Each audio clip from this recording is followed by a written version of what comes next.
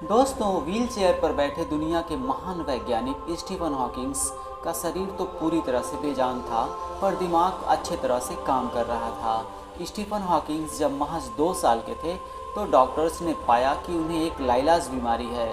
Doctors ने बताया कि स्टीफन हॉकिंग्स ज़्यादा से ज़्यादा 2 साल तक ही जीवित रह पाएंगे, पर वे इतने जिंदा दिल थे कि इन्होंने डॉक्टर्स की भविष्यवाणी को भी झूठा साबित कर दिया। साइंटिस्ट के अलावा वे दुनिया के सबसे अद्भुत इंसान थे। हम इस वीडियो में उनके जीवन की कुछ ऐसी बातें जानेंगे जिन्हें आप शायद नहीं जानते होंगे। एक इंटरव्यू में उनसे पूछा गया कि आपको इस दुनिया में सबसे रहस्यमय क्या लगता है, तो उन्होंने नाम लिया औरतों का। उन्होंने कहा, औरतें सबसे रहस्यमय प्राणी हैं इस पूरे पृथ्वी पर। इनकी चेतना में प्रकृति के सभी रहस्य छुपे हैं। इन्हें समझना काफ़ी मुश्किल है। इनके जीवन से एक कोइंसिडेंट जुड़ा है। जिस दिन ग्रेट साइंटिस्ट गैलीलियो की मृत्यु हुई थी, उससे 300 साल बाद 8 जनवरी 1942 को स्टीफन हॉकिंग्स का जन्म हुआ था। और दुनिया के सबसे महान वैज्ञानिक एल्बर्ट आइंस्टीन के बर्थडे वाले दिन स्टीफन हॉकिंग्स की मृत्यु हुई थी। और ये तीनों अपने समय के सबसे महान साइंटिस्ट थे। 2010 में एक इंटरव्यू के दौरान उनसे पूछा गया कि आप आने वाली पीढ़ियों को क्या सलाह देना चाहेंगे।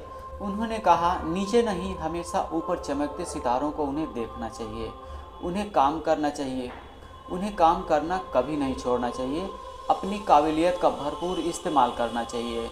स्टीफन हॉकिंग्स बताते हैं, इंसान का दिमाग एक कंप्यूटर की तरह काम करता है, और जब कंप्यूटर के कंपोनेंट काम करना बंद कर देते हैं तब लाइफ का शटडाउन हो जाता है। इसी को मृत्यु कहते हैं। मृत्यु के बाद भी जीवन मिलेगा, स्वर्ग वगैरह, ये सब मान्यताएं लोगों को मौत के डर से दिलासा देने के लिए होती हैं। क्योंकि कोई भी इंसान मरना नहीं चाहता, उसे मृत्यु का खासा डर रहता है, और पूर्व जन्म इंसान को एक दिलासा देता है। स्टीफन हॉकिंग्स बताते हैं, इंसान कुछ भी मानने के लिए स्वतंत्र है, पर मेरा मानना है कोई ईश्वर नहीं है, इस ब्रह्मांड को किसी ने नहीं बनाया, मृत्यु के बाद कोई जीवन नहीं होता। यह विचार मुझे अनंत ब्रह्मांड को जानने के लिए प्रेरित करता है। हमारे पास यही सिर्फ एक लाइफ है। स्टीफन हॉकिंग्स कहते हैं, सिर्फ साइंस के पास ही इन सभी सवालों का जवाब है।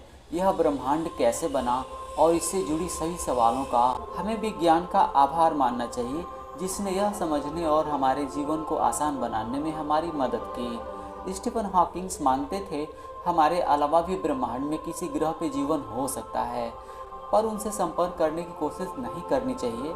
इसमें खतरे की संभावना ज़्यादा है, पृथ्वी के लिए खतरा हो सकता है।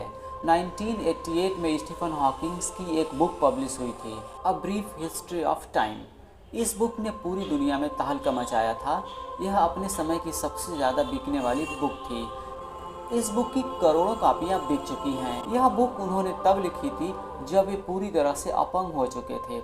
इस बुक में उन्होंने बिग बैंग और ब्लैक होल के विषय में लिखा है। स्टीफन हॉकिंग्स दुनिया के अंत के विषय में बताते हैं कि एआई आने वाले समय में इतना एडवांस हो जाएगा, वह इंसानों को कंट्रोल करने लगेगा, न्यूक्लियर वार हो सकते हैं, और क्लाइमेट चेंज और बढ़ती जनसंख्या, ये सभी कारण होंगे जो दुनिया को अंत की ओर ले जाएंगे। प्रोफेसर हॉकिंग्स बताते हैं कि इन सभी घटनाओं को चरम तक पहुंचने में इंसानी सभ्यता के पास 1000 साल का समय है। इस स्थिति को नहीं संभाला गया तो वे ब्रह्मांड में दूसरे पृथ्वी जैसे ग्रह खोजने कहते हैं। वे ऐसी बीमारी से ग्रसित थे जिनमें इंसान के शरीर की मांसपेशियों का संपर्क दिमाग से टूट जाता है, और साल 2 साल में इंसान की मृत्यु हो जाती है, पर वे 50 साल तक जिंदा रहे।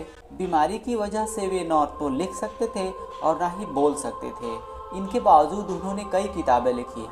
असल में वे कंप्यूटर की मदद से लिखते थे, जो इनके दिमाग की मांसपेशियों के साथ जुड़ा था। इस डिवाइस की मदद से वे लोगों से बातें कर पाते थे। पूरी तरह से अपंग होने के बावजूद इतना कुछ कर पाना कितना संभव है।